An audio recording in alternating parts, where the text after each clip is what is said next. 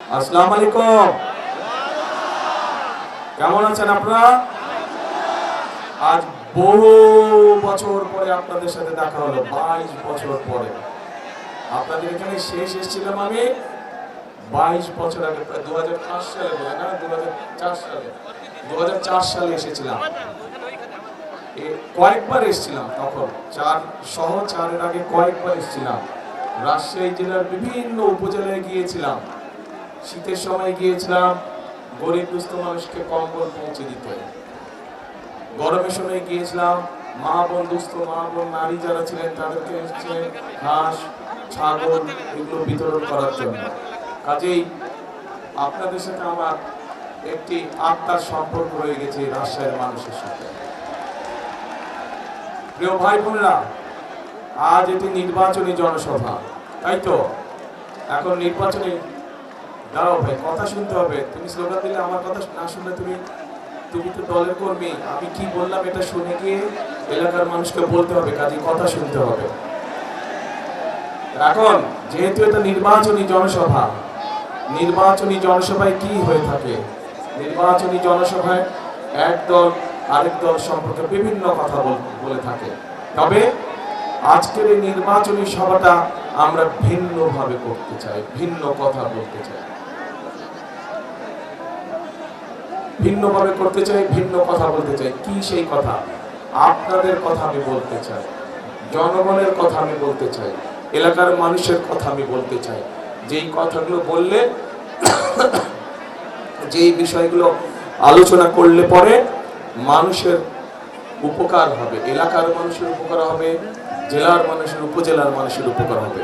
প্রিয় ভাই বোনেরা, যখনই অন্য জেলার মানুষ রাজশাহী নিয়ে কথা বলে, তখনই দুটো বিষয় তাদের চোখের সামনে ভেসে ওঠে। প্রথমে কোন জিনিসটা ভেসে ওঠে বলেন তো? কোন জিনিসটা প্রথমে? রাজশাহী বললেই কোনটা বোঝায়? পদ্মা নদী, পদ্মা নদী, পদ্মা। এখন কিন্তু দুঃখজনক ব্যাপার হচ্ছে, এই যে পদ্মাই বলেন, তিস্তাই বলেন, ব্রহ্মপুত্রই বলেন, যেই নদী বলেন, পানি আছে কোনো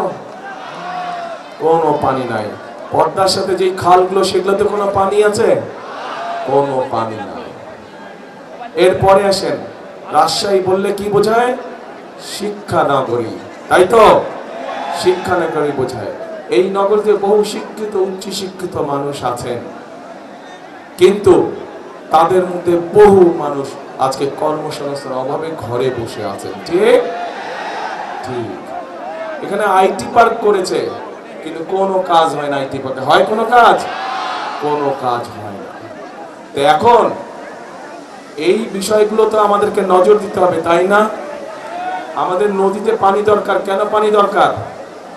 এই রাজশাহী সহ এই বিভাগটা, এই বিভাগে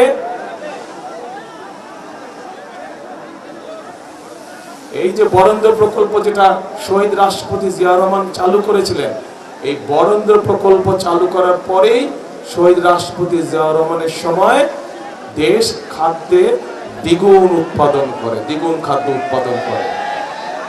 এখন সেই বরেন্দ্র প্রকল্প প্রায় আজ বন্ধ বন্ধ অবস্থা, তাই তো নাকি? আচ্ছা, আমি তো ভাই বহু বছর পরে আসছি, আমি কিছু জিজ্ঞেস করলে বলতে হবে তোমাকে, নাহলে আমি জানবো কেমন করে?